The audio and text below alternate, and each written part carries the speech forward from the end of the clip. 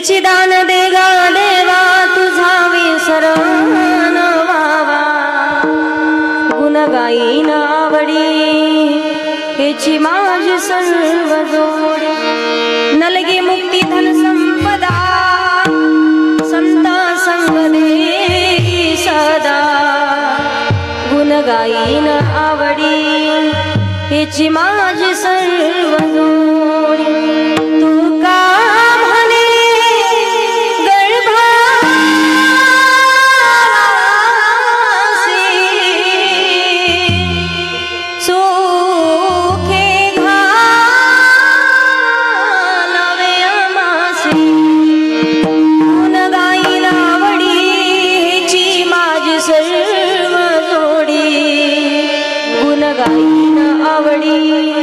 हेची माझी सर्व जोडी विठ्ठल विठ्ठल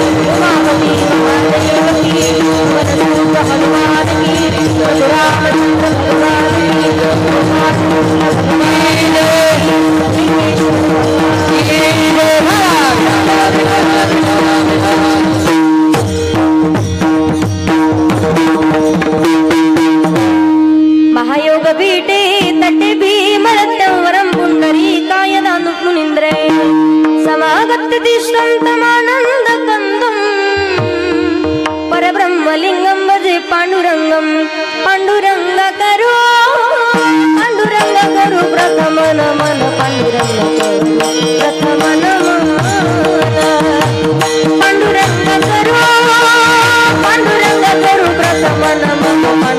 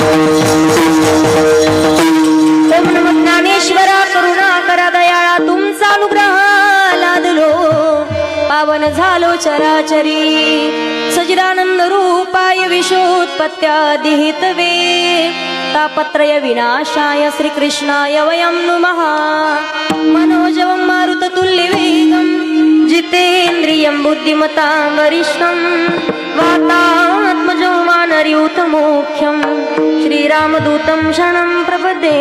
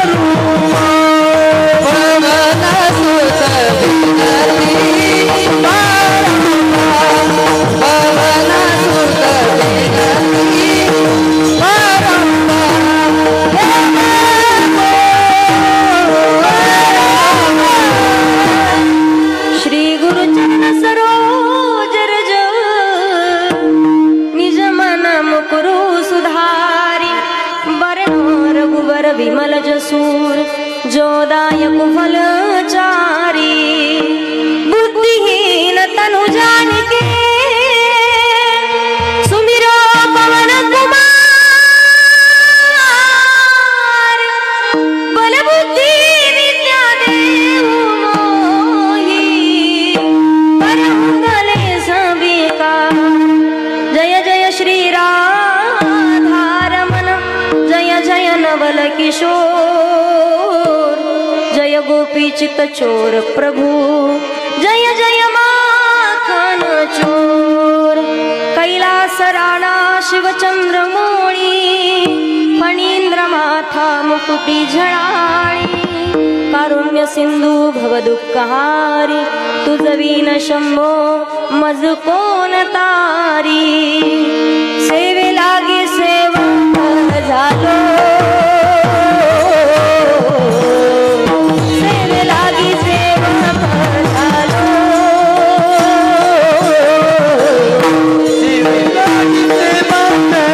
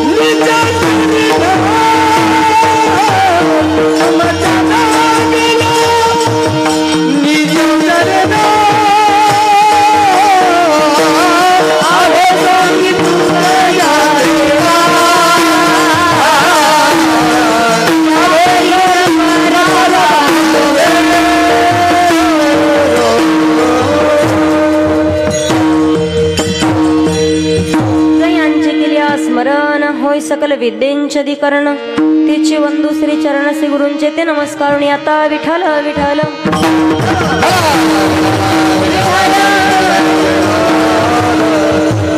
तिची दान दे गा देवा तुझा विसरण व्हावा गुण गाई नावाडी हेची माझी सर्व जोडी प्रस्तुत प्राप्त स्थळी प्राप्त प्रसंगी कीर्तन रूपी सेवे करता निवडलेला अभंग महान भगवत भक्त श्रीमंत संत वैराग्याचे मूर्तिमंत पुतळे जगद्गुरु तुकोबराया यांचा 4 चरणाचा मागणीपर प्रकरणातील अभंग आहे।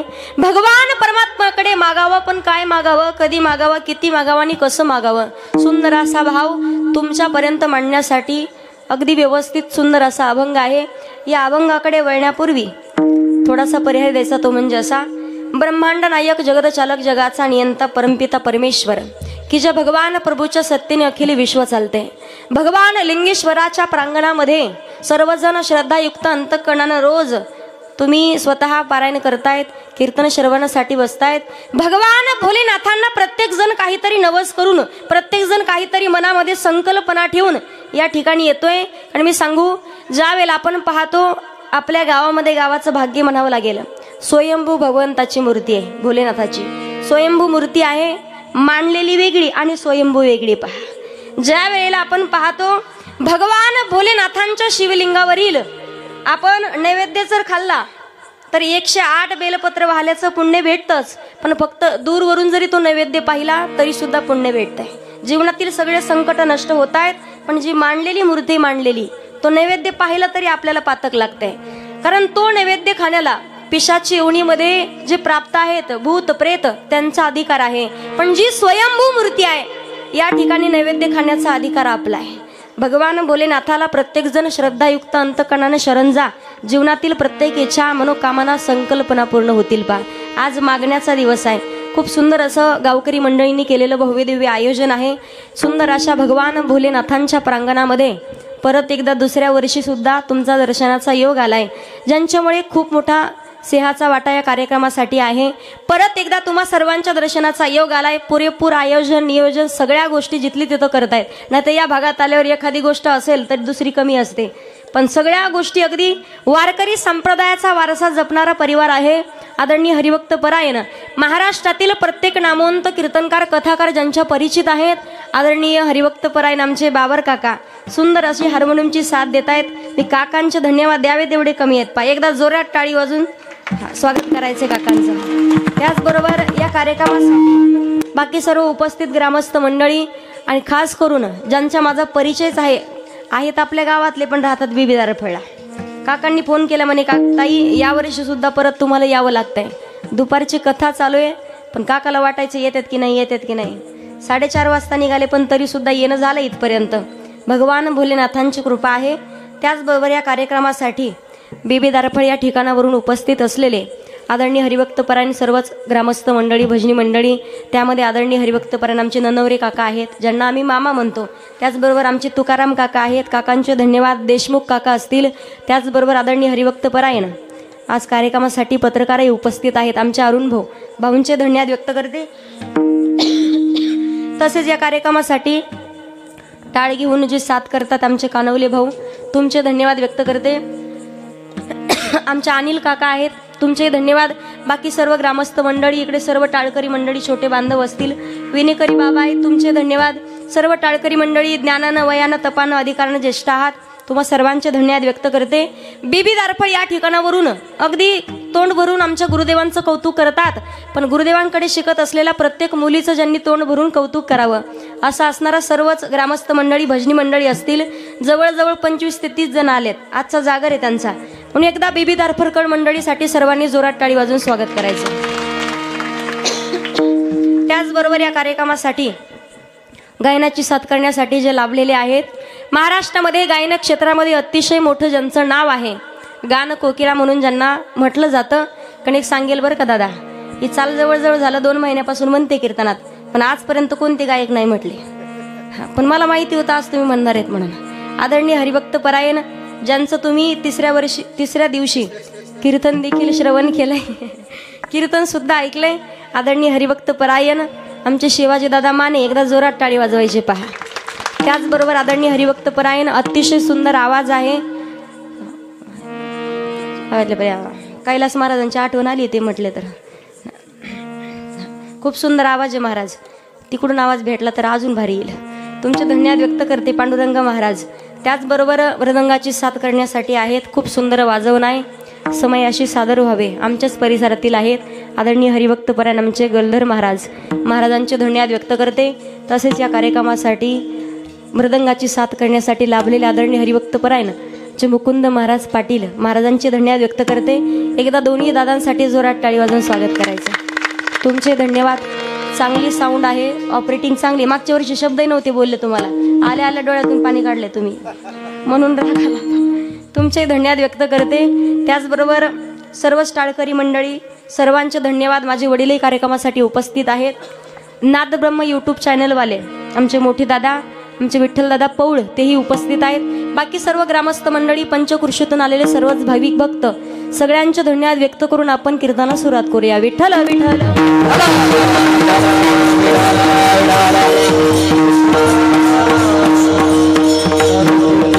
बरोबर ज्यांच्याकडे आमच्या जेवणाची व्यवस्था आहे आमचे विश्वनाथ काका बाबर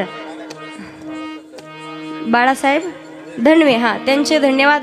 आमच्या काकांचे मोठे भाऊ विश्वनाथ काका बरोबर, त्यांचे धन्यवाद। वयामानानं नाव लक्षात राहत नाही माझ्या, आणि सगळे माणसं समोर आले की एक ना एक तरी नाव विसरतं किंवा चुकीच तरी येतं, सर्वांचे धन्यवाद व्यक्त करते। ऐका, अभंग जगद्गुरु तुकोब बरायांचा आहे, मागणीपर प्रकरणातील अभंग आहे, अतिशय सुंदर असा अभंग आहे।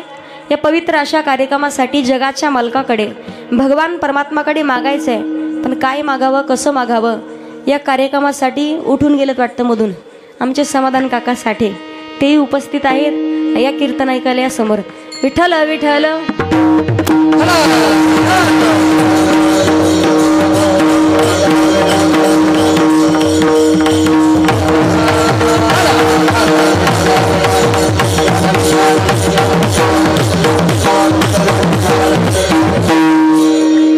सुंदर असा अभंग आहे. या पवित्र अशा महाराष्ट्राच्या मातीमध्ये अनेक संत मंडळी जन्माला आली आहेत, पण प्रत्येक संतांचा अधिकार मात्र वेगळा आहे. प्रत्येक साधू संतांनी त्यांच्या चरित्र कथा जगविख्यात आहेत, कारण भगवान परमात्माला संत महात्मा मंडळींनी समर्पण केलंय. म्हणून तर आज आपण त्यांचं चरित्र पाहतोय. जगाच्या मालकानं कधीच साधू संतांनी भगवान परमात्माकडे कधी काही मागितलं नाही, पण न मागता सुद्धा दिलंय. 7 दिवसाच्या कालावधीमध्ये जीवनाचा उद्धार करून घेण्याची चांगली संधी तुमच्या हातात. मी सांगू तुम्हाला, आपण जर विचार केला, कित्येक पैशाने श्रीमंत माणसं आहेत, गाडी बंगला सगळ्या काही गोष्टी आहेत, पण भगवंताचं नामचिंतन घडण्यासाठी आणि कथा कीर्तनामध्ये येऊन बसण्यासाठी पूर्वजन्मीचं पुण्य शिल्लक असावं लागतं. या ठिकाणी पैशानं पारमार्थिक गोष्टी कधी विकत घेता येत नाहीत. परमार्थामध्ये आपल्याला फक्त आणि फक्त पूर्वजन्मीचं पुण्य पाहिजे.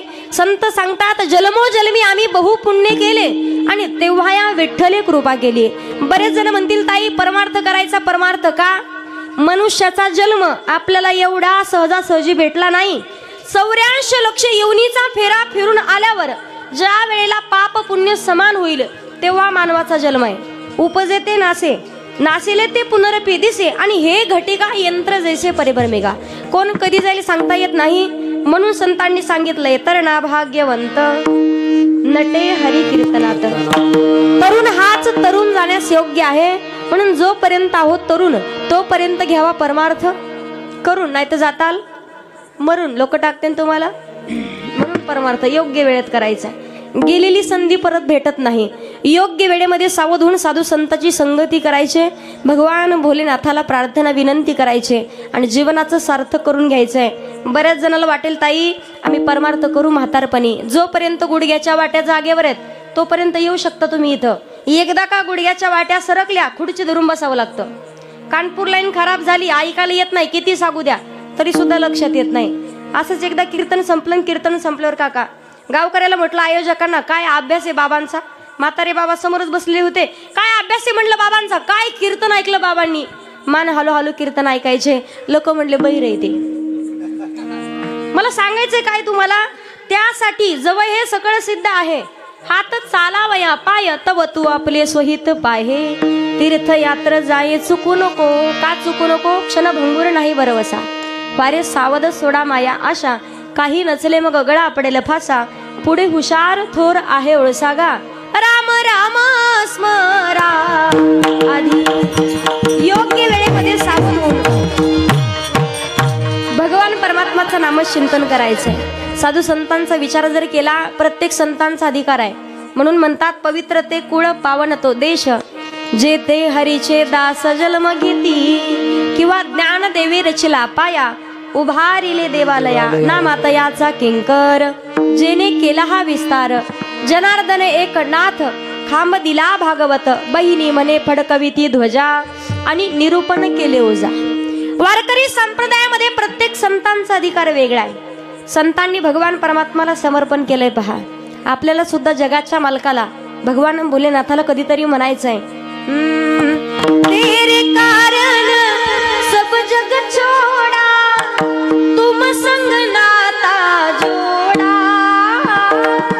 एक बार प्रभु बस ये कह दो, तू मेरा मैं तेरा.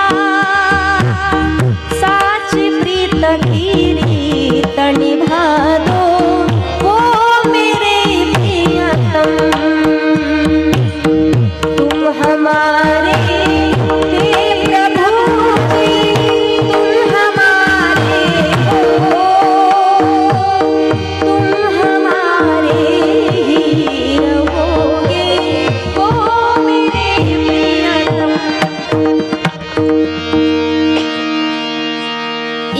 जीवनामध्ये सावध होऊन भगवान परमात्माचं नामचिंतन करायचंय. प्रत्येक संतांचा विचार केला तर आपण या महाराष्ट्राच्या मातीमध्ये 3 सजावत देशको, सती संत और शूर. 3 लजावत देशको, कपटी कायर और क्रूर. आईनं संस्कार लावायचे, संतांनी संस्कृती सांभाळायची आणि वीराने देशाचं संरक्षण. बरोबर महिला मंडळ? आता बोलताना माझ्याशी जरा बोलताना तुम्ही जरा माझ्यासोबत बोलताना काय टेन्शन नाही तुम्हाला? असं करण्यात बऱ्याच जणी अशा झोप आल्यासारख्या बसल्या तिथं. चार्जिंग झाली का? चार्जिंग सगळं इथं भेटतंय, जेव्हा लागल तेव्हा भेटतंय खायला. नुसतं खाऊन झोपायचं नाही, इथं कशासाठी आलो हे लक्षात ठेवायचं. मला सांगा तुम्ही, लहान लेकरू जेव्हा जन्माला येतं सगळ्यात अगोदर लेकराचा गुरु कोण आहे? बोला ना. लेकराचा गुरु आई आहे, बरोबर. लेकराला जर योग्य वेळेत संस्कार लावले तर लेकरू चांगलं घडेल. संस्कार देण्यात जर का तुम्ही कमी पडल्या, लेकरू चोरी केल्याशिवाय राहत. संस्कार देणं तुमच्या हातात आहे. योग्य वेळेत माणसाला चांगल्या मार्गाने जायचं असेल आणि काहीतरी नाव लौकिक करायचं असेल तर माऊली ज्ञानोबाऱ्या सांगतात, भावेविन देव नकळीनी संदेह आणि गुरुविन अनुभव कैसा कळे. कारण गुरुविन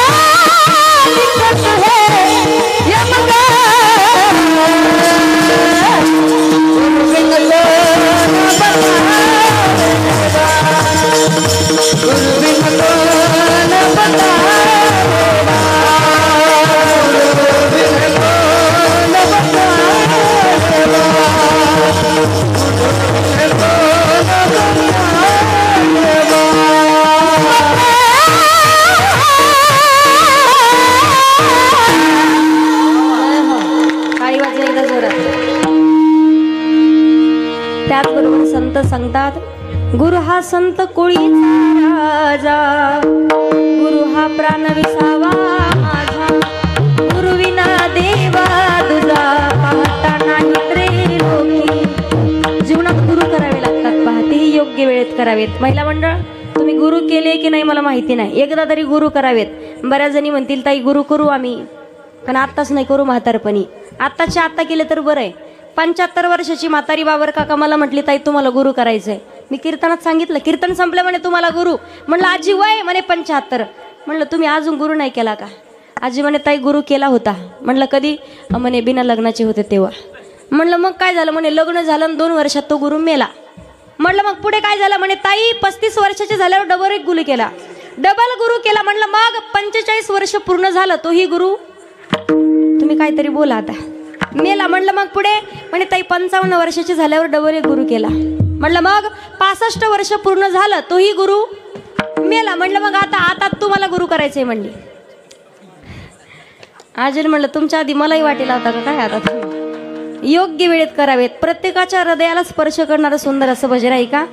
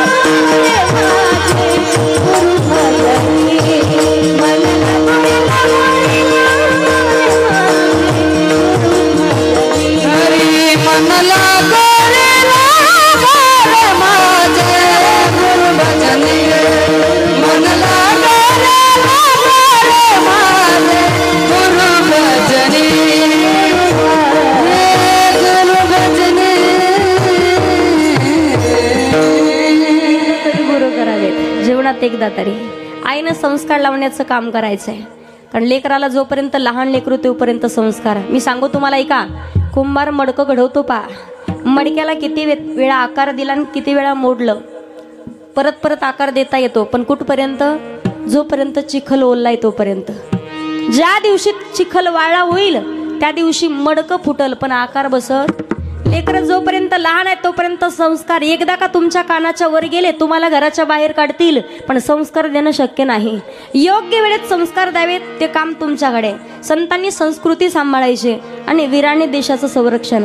सगळ्यात मोठे उपकार त्यांचे आहेत. या 3 जणांचं योगदान या महाराष्ट्राच्या मातीला आहे. प्रत्येक साधू संतांचा विचार केला, जगाच्या मालकाकडे कधीच काही मागितलं नाही, पण तरी सुद्धा भगवान परमात्मानं कावडीने पाणी, ज्या घरी चक्र पाणी वाहे. जगद्गुरु तुकोबारायांच्या पटशिष्य निळोबारायांच्या मुलीचं लग्न होईपर्यंत भगवान परमात्मा गड्याचं रूप धारण करून राबत होता. पा देव आपल्याकडे काम करण्यासाठी येतो, राबण्यासाठी येतो, पण सांगू अंतःकरणामध्ये श्रद्धा, निष्ठा, भाव, प्रेम जागा ठेवून त्याचं भजन अखंड करावं लागतंय. भगवान परमात्माला पैसे किती, श्रीमंती किती, गाड्या किती, काही गरज नाही. शुद्ध ज्याचा भाव झाला आणि दुरी नाही देव त्याला, किंवा थोर प्रेमाचा भुकेला आणि हाची दुष्काळात याला. अंतःकरणात फक्त भाव, शुद्ध भाव होता म्हणून तर भगवान परमात्मानं शबरी मातेची उष्टी बोरं खाल्ली. भाव शुद्ध होता म्हणून तर विदुर काकांच्या घरी श्रीमंताच्या घरचं भोजन सोडलंय, पंचपक्वानाचं ताट लोटून दिलं, पण विदुर काकांच्या घरी येऊन कन्या खाल्ल्या देवानं. विदुरा घरच्या भक्षोनी कन्या परमानंदी झाला. मनमोहन मुरली वाला, मनमोहन मुरली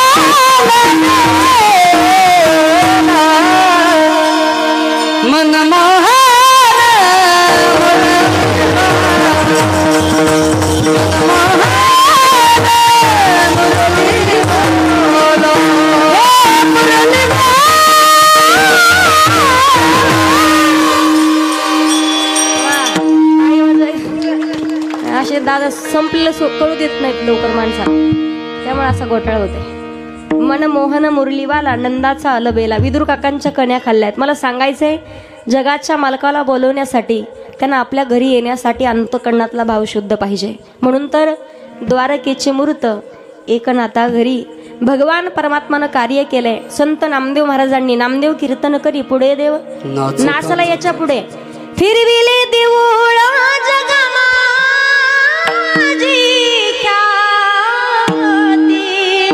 फिरविले देऊळ जगा,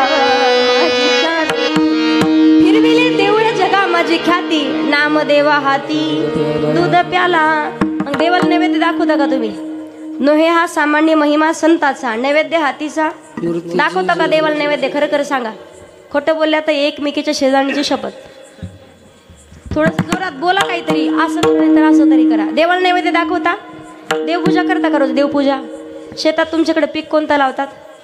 कामाचे दिवस असल्यावर खरं सांगा बरं, देवपूजा करता म्हणा तुम्ही? 8 दिवसातून एकदा बाबा काका देवाला आंघोळ घालणार. बरं कशी? बकेट भर पाणी आणणार, सगळे देव एकदाच जमा करून बकेटीत. देवाला सुद्धा वाटतं हिच्या घरी काय फाशी घ्यायला आलो का? मला सांगायचं काय, अंतःकरणात लोक म्हणतात ताई देवाला आम्ही नैवेद्य दाखवतो पण देव आमच्या हातनं खात नाही. भगवान परमात्मा खातो, खाऊ घालण्याचा भाव आपल्याकडे नाही. नामदेव महाराजांसारखं कोण म्हटलंय भगवंताला, देवा नैवेद्य खाण्यासाठी प्रगट हो, नाहीतर तुझ्या चरणावरती डोकं फोडून गेलं. कौन कहते हैं भगवान आते नहीं, तुम मीरा के जैसे बुलाते नहीं. कौन कहते हैं भगवान खाते नहीं, बेर शबरी के जैसे खिलाते नहीं. कौन कहते हैं भगवान नाचते नहीं, गोपियों की तरह तुम नचाते नहीं. कौन कहते हैं भगवान सोते नहीं, माँ यशोदा की जैसे सुलाते नहीं. अच्युतम केशवम कृष्ण दामोदरम राम नारायणम जानकी मना जोरात अच्युतम कृष्ण राम जान. पाठीमागच्या गायांना गुत्त दिलं काय? जोरात म्हणा, काय बिघडत नाही.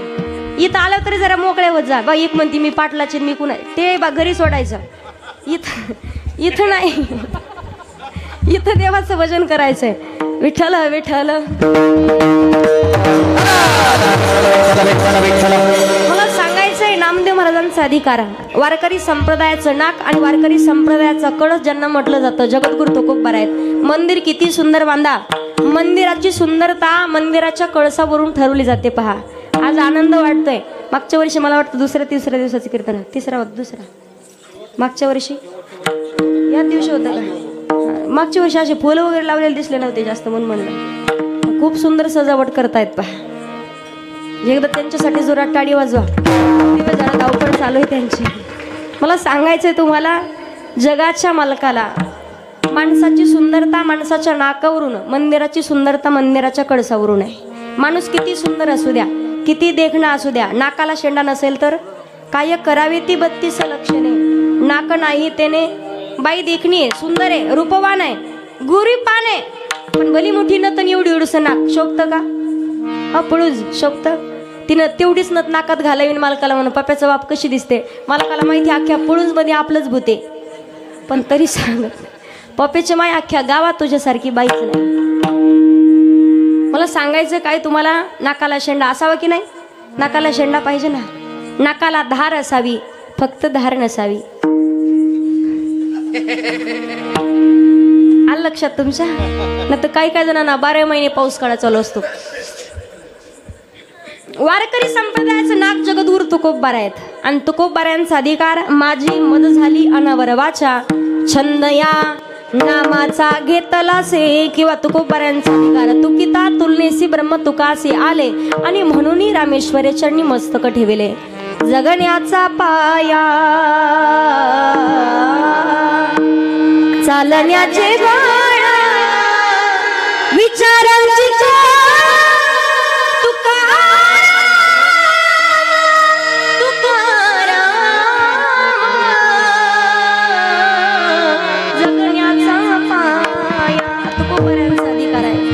अनुरेणुया थोकडा तुका आकाशा एवढा. किंवा तुकाराम तुकाराम नाम घेता कापयम. ज्यांचं नाव घेताच यमाच्या अंगाला कंप सुटावा सामर्थ्य तुकोबारांचं आहे. साधक मंडळी विचारतात, महाराज जीवनामध्ये एकदा तरी पंढरपूरची वारी केली पाहिजे. अधिकार संपन्न तुकोबाराय ज्या वेळेला अखंड भगवंताचं नामचिंतन करत करत साधू संतांच्या सोबत पंढरपूरला येत आहेत. पंढरपूरमध्ये त्या रावळामध्ये त्या देवळामध्ये आलेत. पंढरीशी पांडुरंग परमात्म्याचं दर्शन घेतलंय. पण आज जगाचा मालक जगद्गुरु तुकोबारायांकडे पाहत होता. तुकोबाराय म्हणतात, दरवेळी आलो की देवा खाली मान घालून बसतो, यावेळी पाहतोय. भगवान परमात्मा सांगतात, मा घण्याची आस पायी मुखाकडे. देवा तुकोबारायला भगवंत म्हणतात, काही ना काहीतरी मागा. जगद्गुरु तुकोबारायांनी सांगितलं, माझ्या वडिलाची मिरासिगा देवा तुझी चरण सेवा साधावया. किंवा तुझी चरण सेवा पांडुरंगा नाही मागू शकत. भगवान नाही मागू शकत. भगवान परमात्माचा हट्ट पूर्ण करायचा आहे आणि मागणंही पूर्ण करायचं. म्हणून जगद्गुरु तुकोबाराय जगाच्या मालकाकडे मागणं मागतात. अभंगाच्या पहिल्या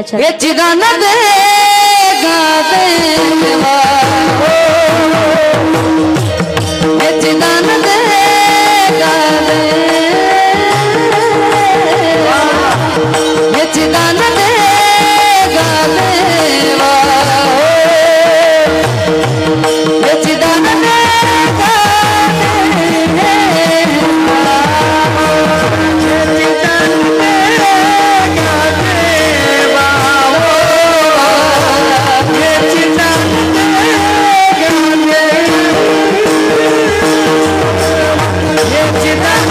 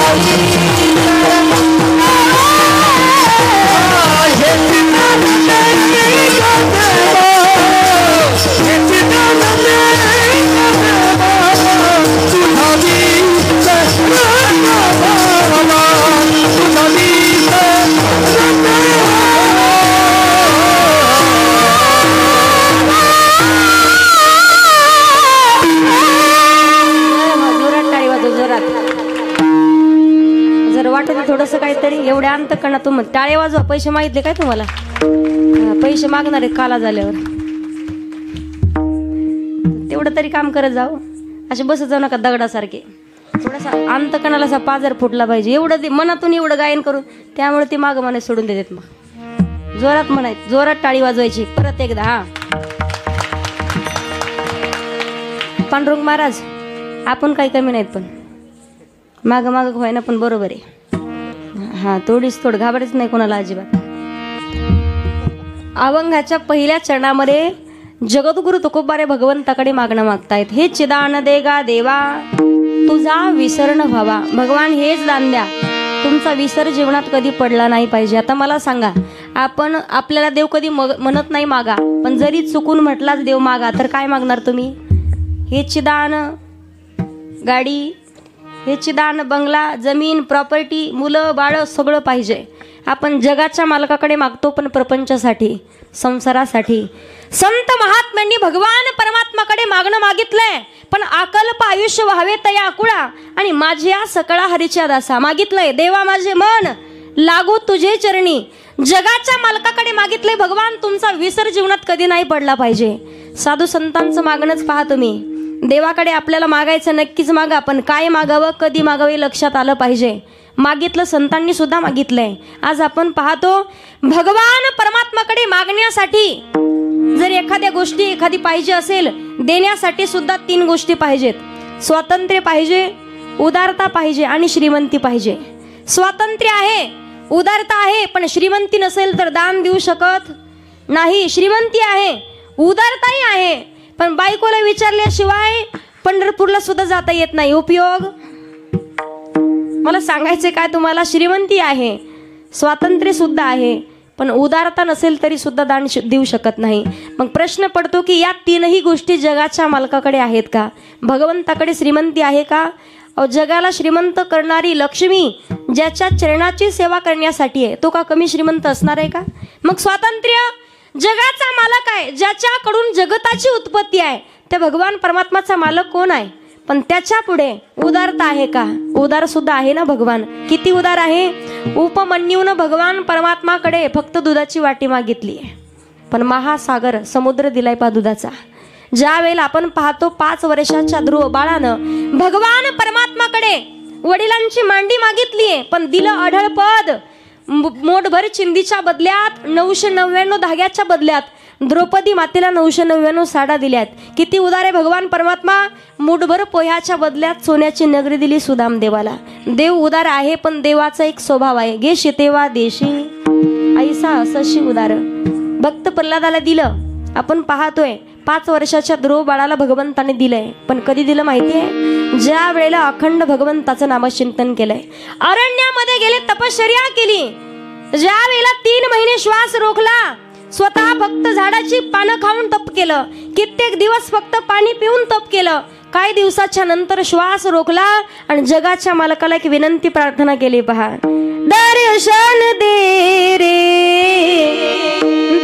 भगवंता, दर्शन दे रे भगवंता, दर्शन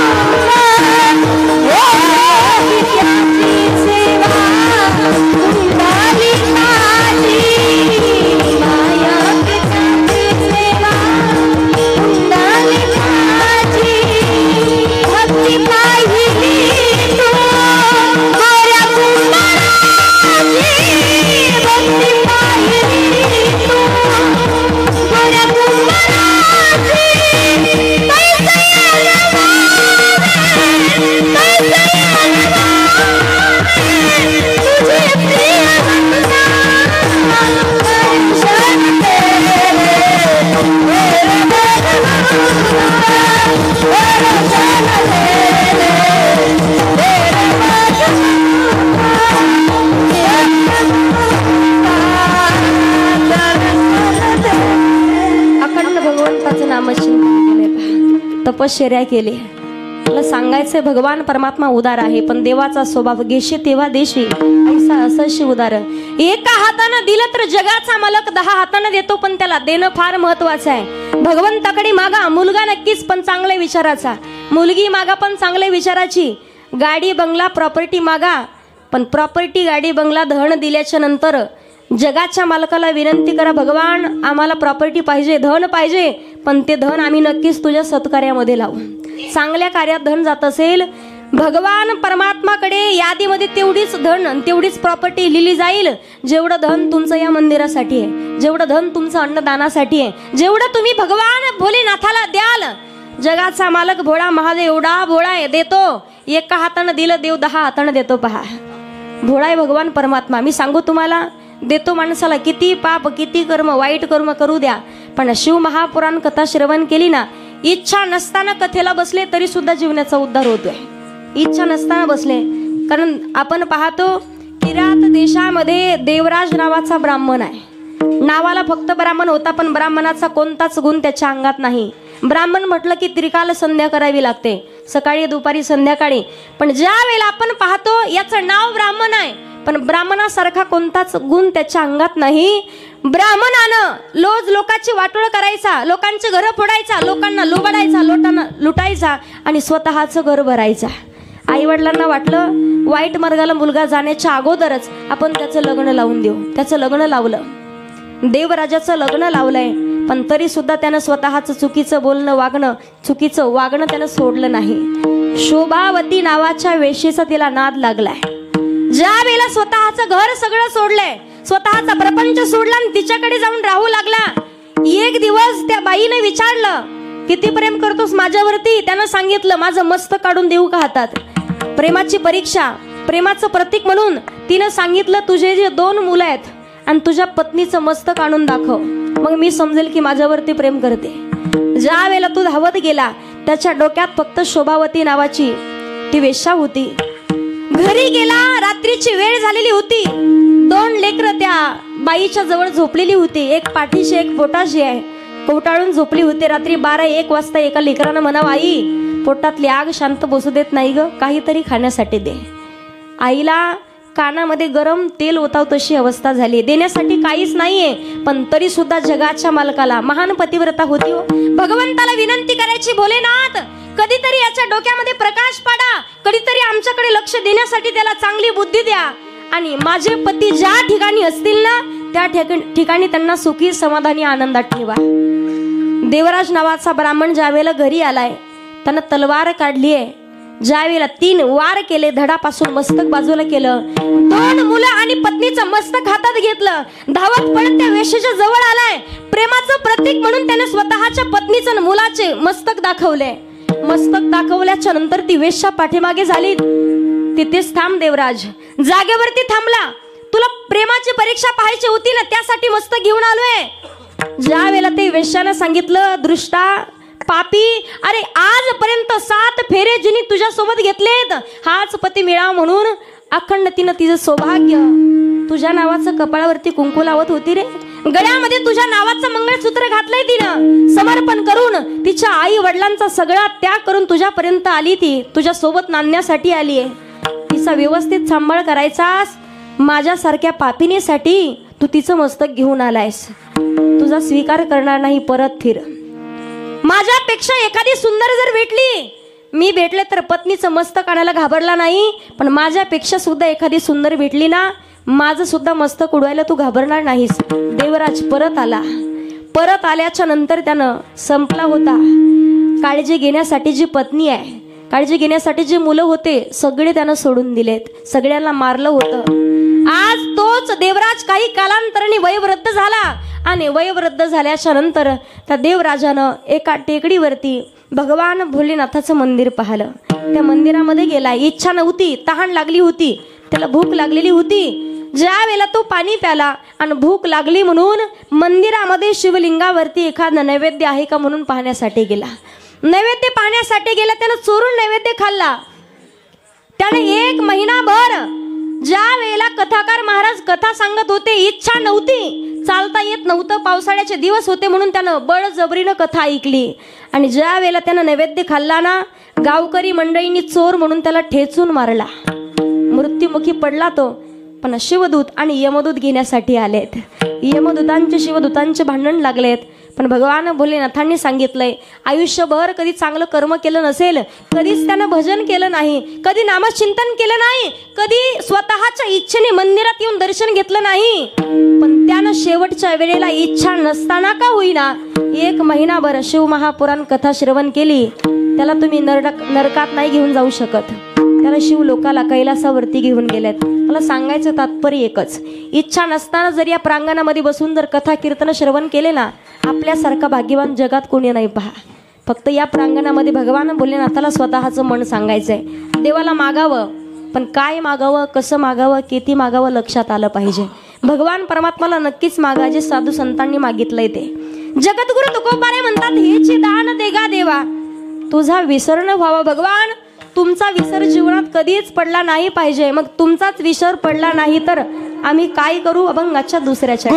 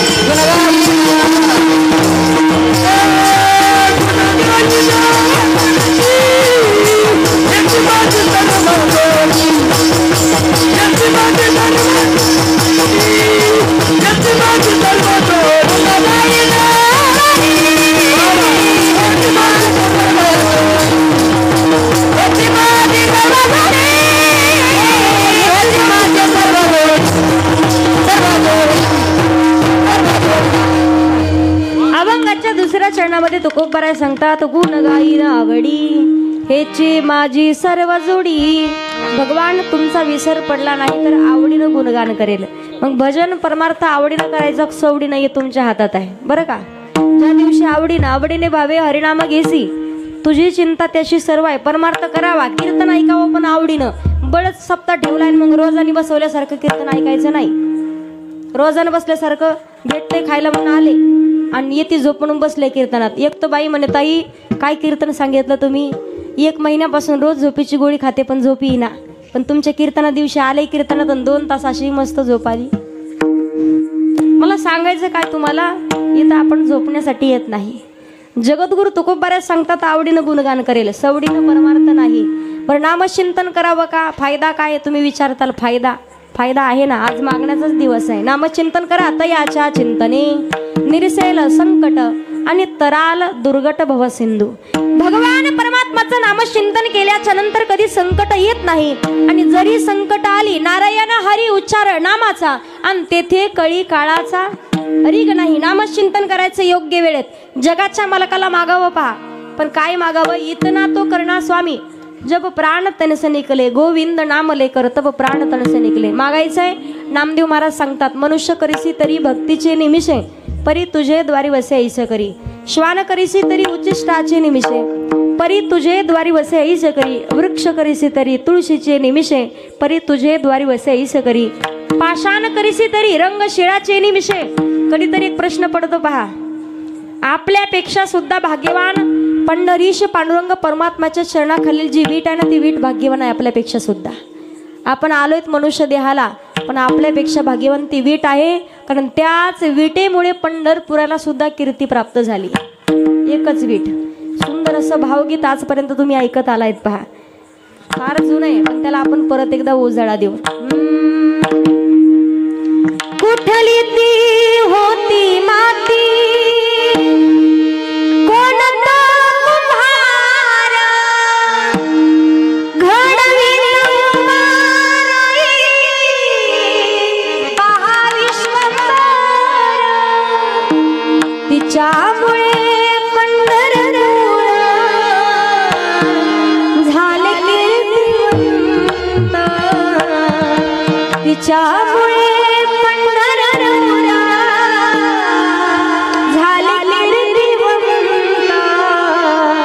विठ्ठलाच्या पायी वीट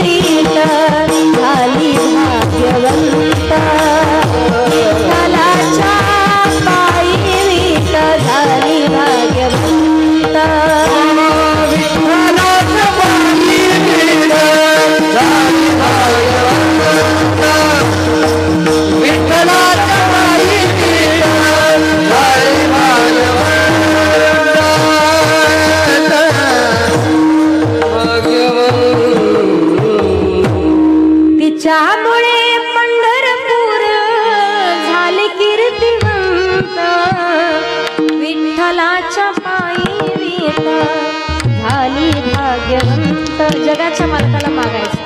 अखंड गुणगान करेल का? आपण पाहतो हरी हरी तुम्ही म्हणारे सकळ, तेने माया जाळ तुटेतील त्याच्या पुढे. साऱ्या सारे विचार करा उठा उठी, नामधरा कंठी विठोबाचे. विचाराचे प्रकार आहेत 3. एक विचार कधी करायचा नाही, दुसरा विचार एकदाच आणि तिसरा विचार वारंवार. पहिला विचार कोणता? दुसऱ्याचं वाटोळ करण्याचा विचार कधी करायचा? मोठ्यानं बोला, कधी करायचा? कारण काही काही लोकांचं तेवढंच काम राहतं, किती दोघा जणांचं चांगलं चालू द्या मग ती काडी लावून देणार.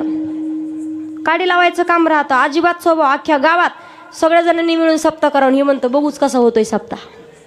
मला सांगायचं काय तुम्हाला, हे माणसं काडी लावण्याचं काम. कारण कुत्र्याचं शेपूट वाकडं ती त्याच्या पुढे सांगते तुम्हाला. दुसऱ्याचं वाटोळ करायला गेलं तर आपलं वाटोळ होतं पहा. सासू दोघी जण राहत होत्या. सासू होती सून आणि त्यांचे पती होते मालक. दोघे जण घरात राहायचे, पती पत्नी, लेकरू बाळ नाही.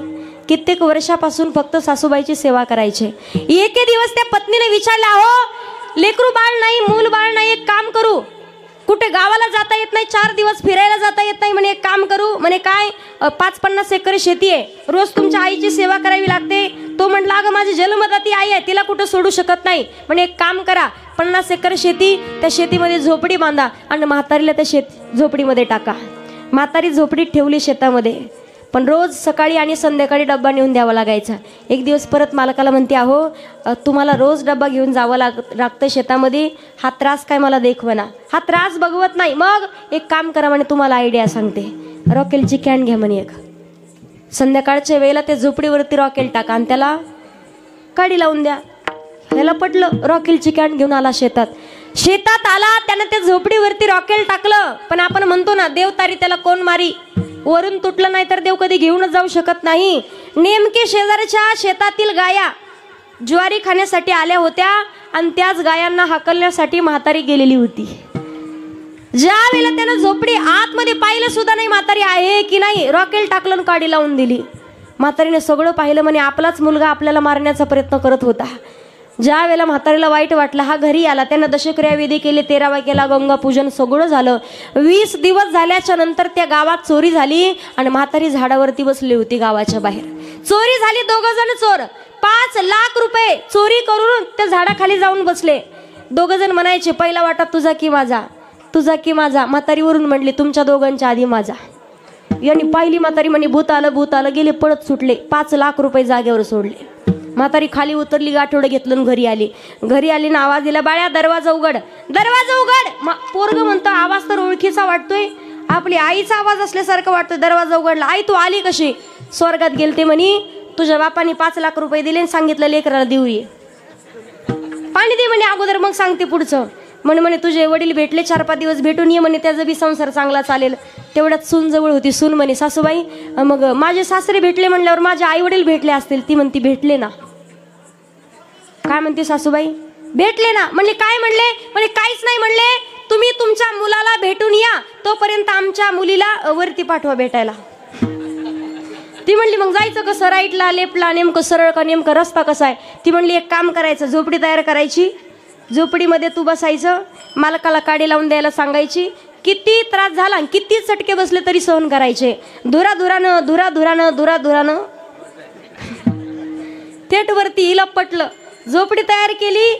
ज्या वेळेला रॉकेल टाकलं, काडी लावून दिली, एवढे चटके बसायचे, तिनं चटके सहन केले. पहा, गेलती सासूबाईला द्यायला, पण तिला चटके बसले. चटके सहन केले. ज्या वेळेला धुराधुरानं वरती गेली, अजून खाली आली. मला सांगायचं काय तुम्हाला, दुसऱ्याचं वाटोळ करण्याचा विचार कधी करायचा नाही. दुसरा विचार एकदाच, सावधान. कारण एका पुरुषात 2 नारी आणि पाप वसे त्याचे घरी. तिसरा विचार, नाम धरा कंठी विठोबाचे, नाम चिंतन करावं का? मला सांगा महिला मंडळ, आपण ज्या वेळेला एखाद्या व्यक्तीची आवड पाहिजे असेल तर जवळच्या माणसाला विचारावं लागतं, याला आवडतं काय? भगवान परमात्माकडून पाहिजे ना, मग त्याची आवडे देवासी तो एका प्रकार, नामाचा उच्चार रात्रंदिवस. आज अखंड कंठामध्ये भगवंताचं नामचिंतन धारण करून भाग्यवानात तुम्ही. पंढरपूरच्या जवळ तुमचं वास्तव्य आहे. रोज जरी जायचं म्हटलं तरी जाऊ शकता तुम्ही. आणि आपण म्हणतो ना, नसेल जात, बरेच जण वर्ष जात नसतील, काय शेतातले काम हे. भाग्यवान समजा स्वतःला. महाराष्ट्रात भारतभर कुठे दर्शनासाठी जा, प्रत्येक देवाचं दर्शन लांबून जय हरी करावं लागतो. पण पंढरीचे पांडुरंग परमात्म्याचं दर्शन त्याच्या चरणावरती माथा ठेवून दर्शन आहे आपल्याला. भाग्यवान समजायचं स्वतःला. भेटते ना तुम्हाला, 15 दिवसाला तुम्ही जाऊ शकता पंढरपूरला. वारकरी मंडळी लाखो वदीनं, कोट्यावधीनं महाराज मंडळी ज्या वेळेला आषाढी वारीसाठी पंढरपूरला येतात ना, अहो कोणाला माहिती नाही इथे स्मशानभूमी आहे का, इथं वारुळ आहे का, काहीच माहिती नाही, कसल्याच गोष्टीची कल्पना नसते. पण तरी सुद्धा स्वतः श्रीमंतही असेल गरीबही असेल, भगवंताला समर्पण करून वारीत चालतो. पहा, पण रोज संध्याकाळच्या वेळेला पंढरीशी पांडुरंग परमात्मा रोज फिरून पाहतो. माझा एखादा भक्त तर उपवाशी राहिला नाही ना. जगाचा मालक पाहतो, खिशात रुपया नसू द्या, पण 1 महिनाभर पोट भरून खायला भेटतं, कसल्याच गोष्टीची कमतरता भासत नाही. पण प्रत्येकाच्या मुखात सुंदर असं भजन असतंय का.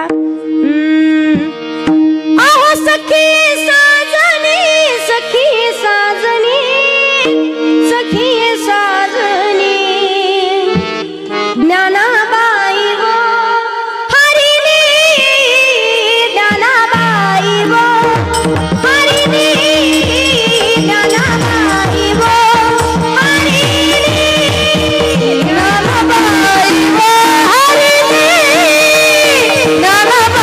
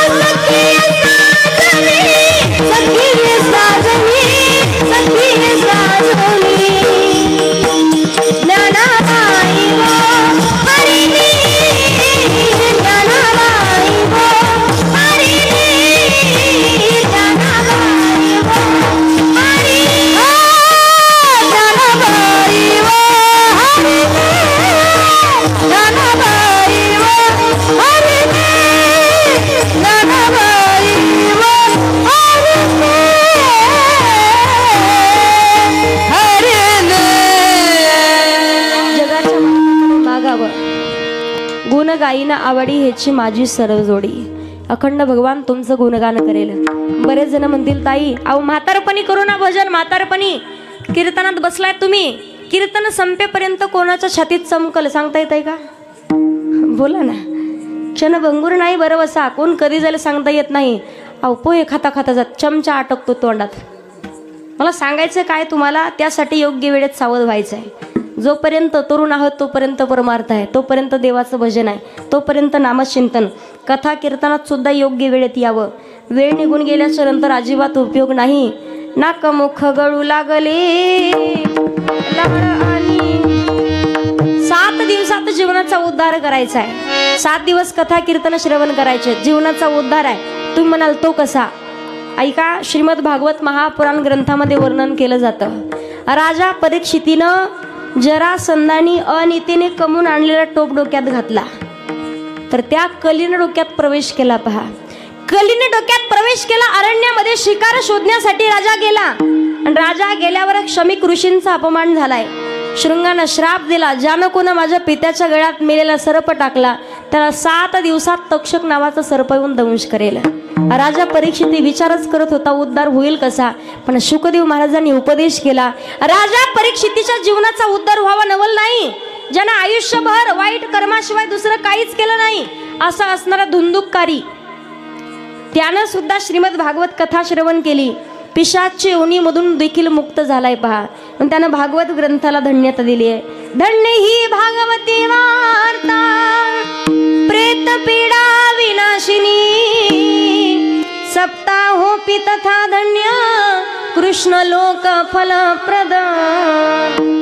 जीवनाचा उद्धार आहे फक्त 7 दिवसात, पण योग्य वेळेत सावध होऊन भगवंताचं नामचिंतन का करावं? एकदा का कानपूर लाईन खराब झाली, नाकातून गंगा जमुना वाहल्या, 100 वर्ष जगू की नाही सांगता येत नाही. कारण अल्प आयुष्य मानवी देह, शतक गणिले ते अर्धरात्र खाय, मध्ये बालत्व पीडा रोग क्षय, काय भजनासे उरले ते पाहेगा. आता किती वेळ राहिला आपला? वेळ किती राहिला? तुम्ही थांबा, किती वेळ राहिला? बोला ना जोरात. कीर्तनाचा नाही विचारला मी तुम्हाला, मी आयुष्याचा वेळ विचारते तुम्हाला, किती राहिला आता? माणसाचं आयुष्य तसं आहे. पहा, क्या भरोसा है इस जिंदगी का, साथ देते नहीं वो किसी का. क्या भरोसा है इस जिंदगी का, क्या भरोसा है इस जिंदगी का, क्या भरोसा है इस जिंदगी का. हम रहे ना मोहब्बत आएगी, दास्तां अपनी दुनिया आएगी. हम रहे ना मोहब्बत आएगी, दास्तां अपनी दुनिया आएगी. फर्ज पूरा करो, फर्ज पूरा करो, फर्ज पूरा करो बंदगी का. क्या भरोसा है, क्या भरोसा है, क्या भरोसा है.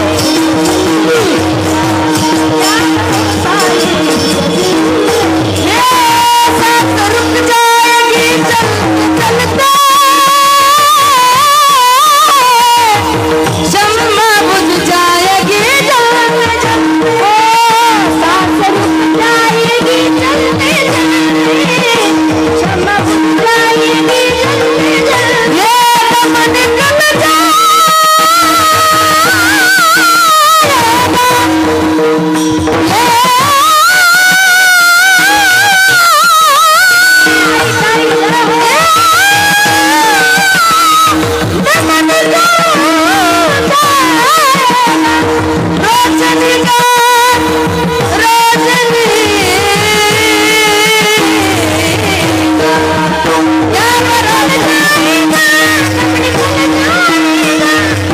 निकल जाएगा,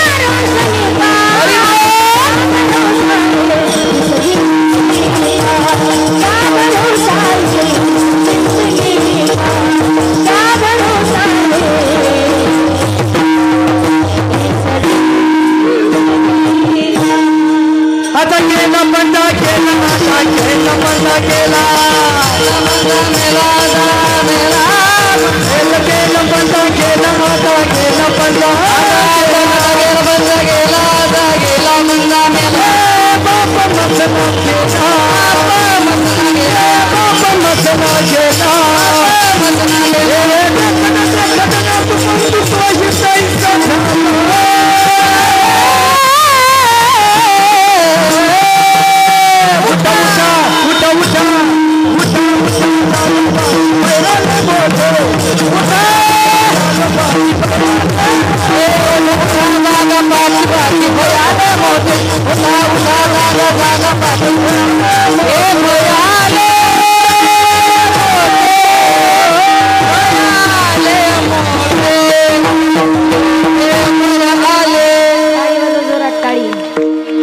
घरी गेल्या सुद्धा करते ना ना ना ना ना ना सगळ्यांसाठी जोरात टाळी वाजवा एकदा.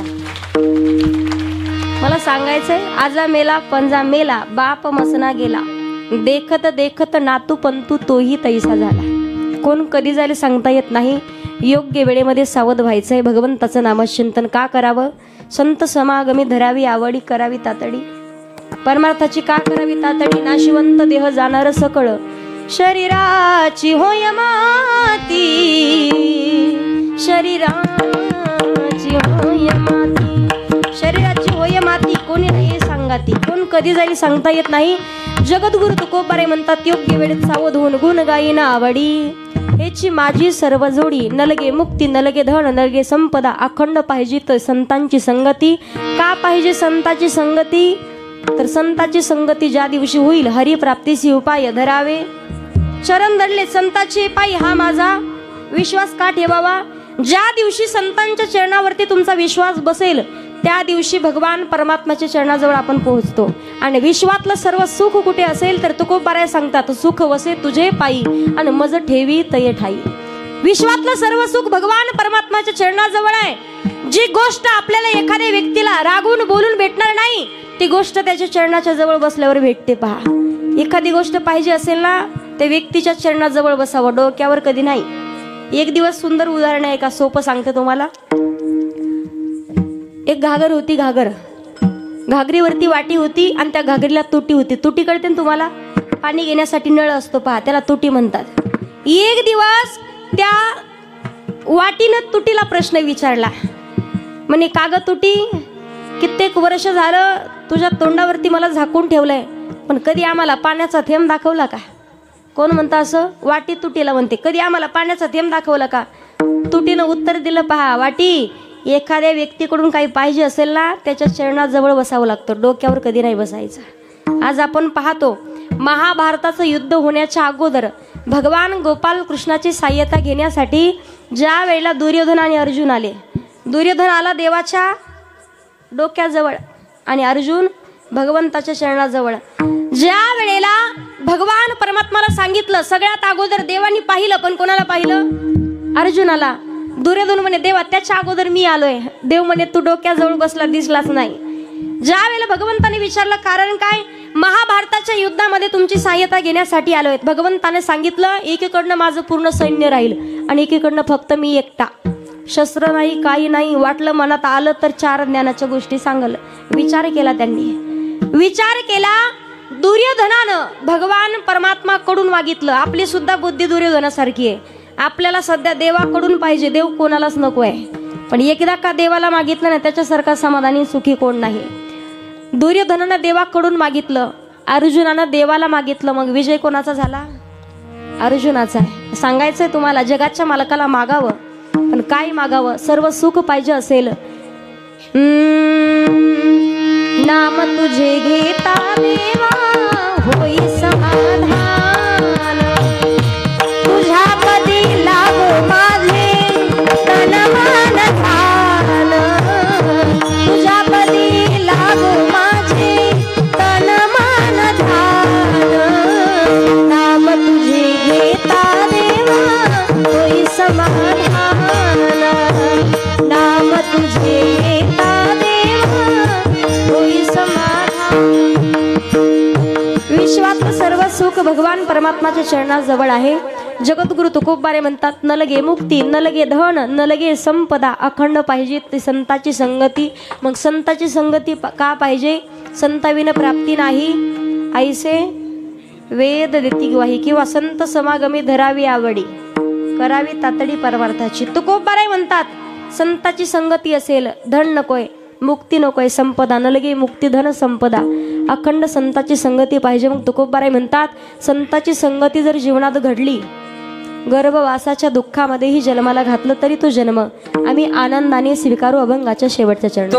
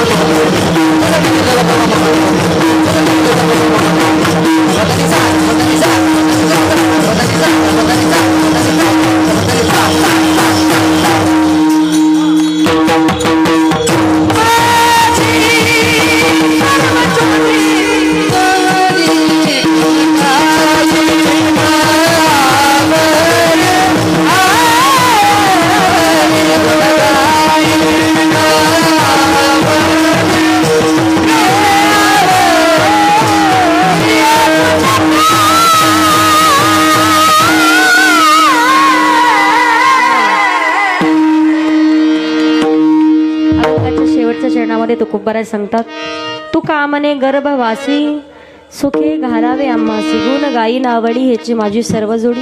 वारकरी संप्रदायाच्या नियमानुसार सर्वांनी हात वरती घ्या. सगळ्यांनी हात वरती घ्यायचे. भगवान भोलेनाथाला हात वरती करून समर्पण करायचं. सर्वांनी टाळी वाजून भजन करायचं.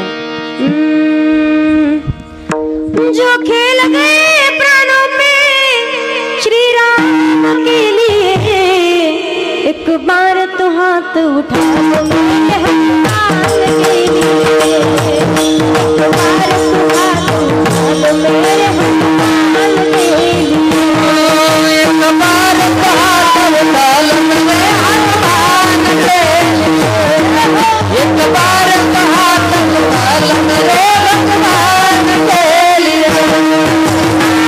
बोला किसने सीता का पता लगाया, प्रभु राम नाम बारंबार लंका में जाके बताया. माता अंजनी कैसी